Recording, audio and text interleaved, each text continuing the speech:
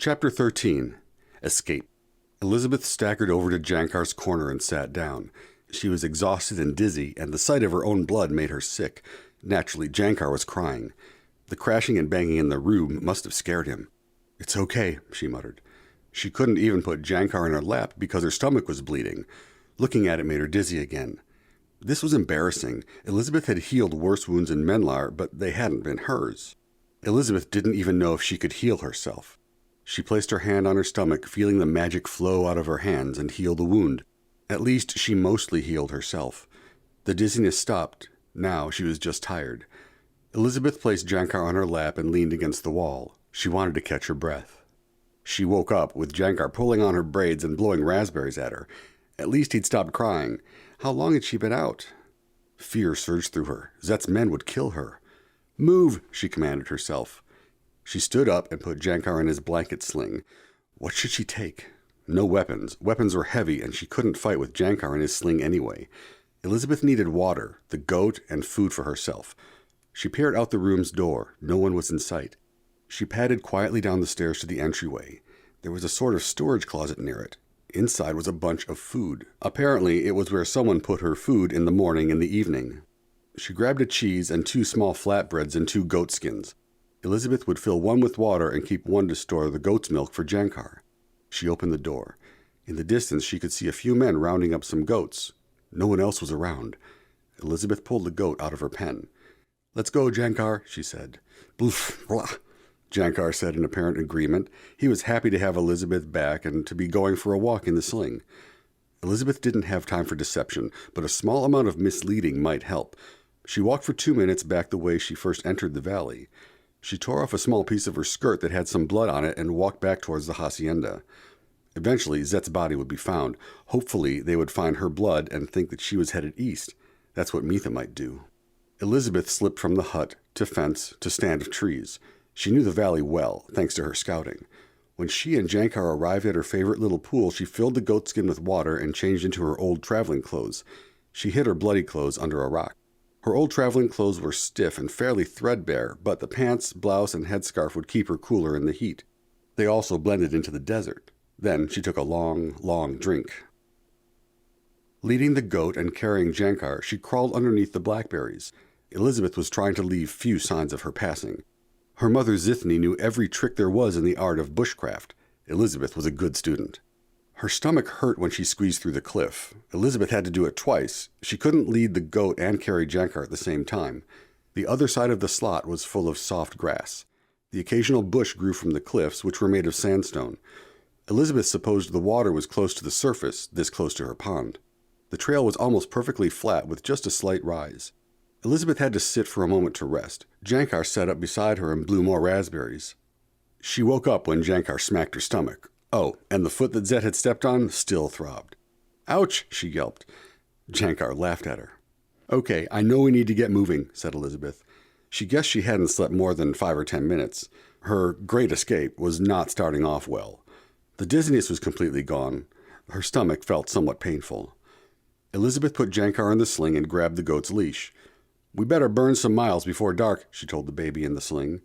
The path was very easy to walk. The green grass was pleasantly soft. Jared and Prince Tren would have run the trail and laughed, but she had a baby to carry and a goat to lead.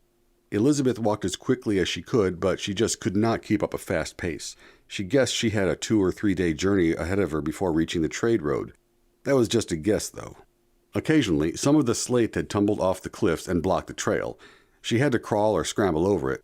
It was not very difficult. Most of the time, Elizabeth had an easy walk. The little canyon was usually no more than 10 to 20 feet wide. Occasionally, the canyon would widen out for a few hundred yards here or there. For the most part, though, it was pretty narrow. Elizabeth was certain her captors couldn't get horses up the canyon, but if they sent men running up the trail, they would catch her. She had no weapon, and they would easily outrun her. Dark came early in the canyon because it was so narrow. She had to stop and rest. Jankar was crying because he was hungry. She milked the goat and fed Jankar. There was a little pool of water where they stopped, about the size of a hot tub. Elizabeth was too tired to paddle around, but sat in it resting. Jankar sat with her, splashing the goat and Elizabeth. Elizabeth thought she only had managed to come 5 miles or so. A real hero would push on, but she couldn't with a goat and Jankar. She crawled out of the pool. Her stomach hurt a little and her foot throbbed. She bundled him up and lay beside him. Elizabeth needed to travel further and faster, but she was so tired. 1 hour of rest. Then she could walk a few more miles.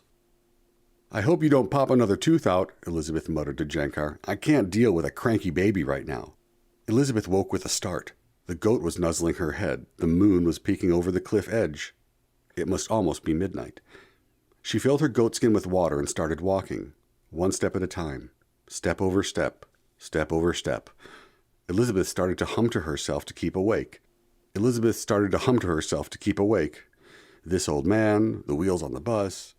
Jankar stirred a little when she did 100 bottles of Coke on the wall. He apparently liked it. Since Jankar was resting, she decided to walk all night if she could.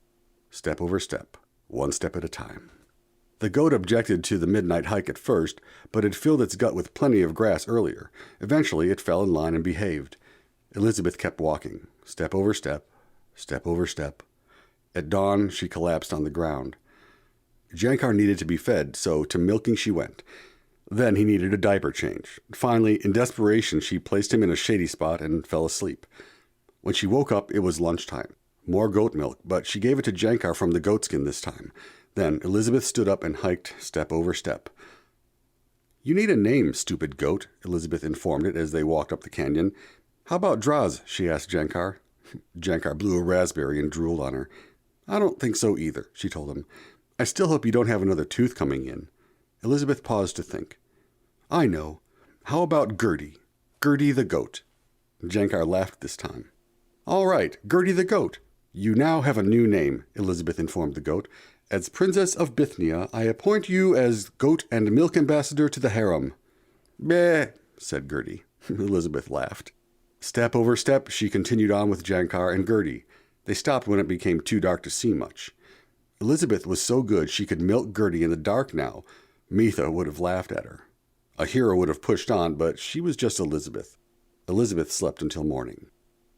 The next day she woke up to see the cliff was only 100 feet or so above her. Elizabeth knew she was getting close to the end. Her food was 3/4 gone. There had been little seeps and rivulets all along the canyon, but they are becoming few and far between now. Elizabeth started to ration her water. When she did come to a spring or pool, she drank and drank to stay hydrated. This day went the same as the other two. She stopped as little as possible. Her legs throbbed, her back ached, her stomach hurt, and her poor stomped-on foot limped. Oh, and Jankar stank. Diaper time. Elizabeth wanted to cry. She finally stopped to sleep. She slept all night without waking up. Jankar was really hungry in the morning. After the usual, she started walking.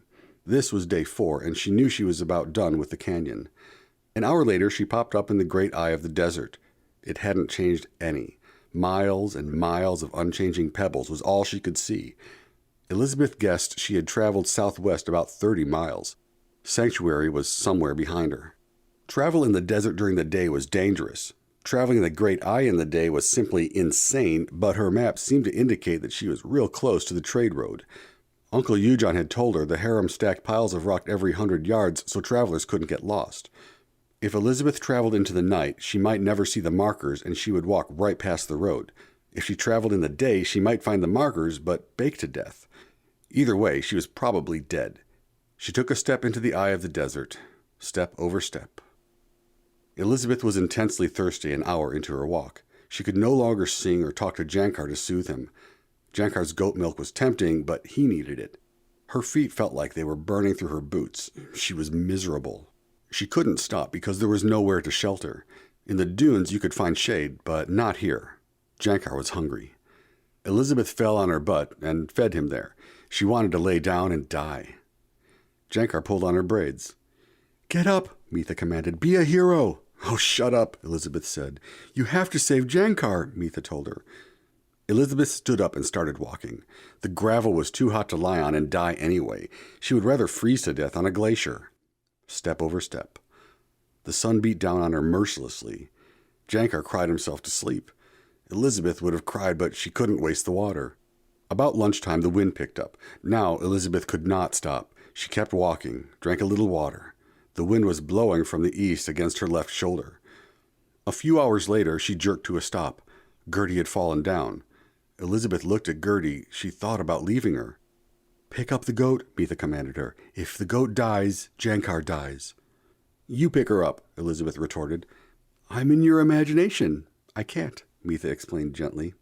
"Oh, right," Elizabeth said. Elizabeth walked back to the goat and picked Gertie up. She checked her goat skin with the water in it. She maybe had 2 mouthfuls left. Mitha appeared again. "If the goat dies, Jankar dies," she reminded Elizabeth. Elizabeth sighed. She opened Gertie's mouth and squirted some water into it. The goat bleated. Then Elizabeth hoisted Gertie onto her shoulders. Jankar was already in his sling on her front. She stumbled on. Thankfully, Jankar was back asleep, if he wasn't dead. The wind began to howl. The dust was blinding and blasted against her skin. Elizabeth reached the limit of her strength just before dark. She checked the water goatskin and swished it around. There was maybe half a swallow in it. "Why not?" she muttered to herself. With a shrug, she poured it into Gertie's mouth. Elizabeth was finished. It was impossible to see in the dust growing dark. She would be dead by morning. Mitha seemed to swirl out of the dust toward her. "You tried," Mitha consoled her. Elizabeth took 2 or 3 more steps and stumbled into a camel. "Get out of my way, Mitha," she commanded. "I'm in your imagination. I'm not real," Mitha said with a laugh. Elizabeth peered at the camel. Hallucinations were not supposed to be solid. She actually scratched her head. It didn't make sense. A harem merchant crawled out from underneath a blanket to see what hit his camel. Elizabeth couldn't see him coming for her. Then it occurred to her it must be Zet's followers. They had found her. She stumbled off in the direction she had come from with renewed energy. Her mouth and throat were too dry to scream. "Get her!" someone yelled. "She has a baby! Where did she come from?" Someone pulled the struggling Elizabeth into a tent. She could hear the leader of the caravan talking to the others. "The brigands must have hit another caravan near us. I don't know where else she could have come from. Double our guard." It occurred to Elizabeth if they were protecting her from brigands, this caravan was probably friendly. Someone dripped water into her mouth. Beside her, the goat bleated. Someone else was feeding Jankar with milk from the goatskin. Elizabeth sipped enough to be able to speak. She opened her eyes. "I am Princess Elizabeth of Bithnyia. This is Jankar, the son of the harem of harems. I beg your protection from our enemies." The last thing Elizabeth heard before passing out was shouts of confusion and anger at her enemies.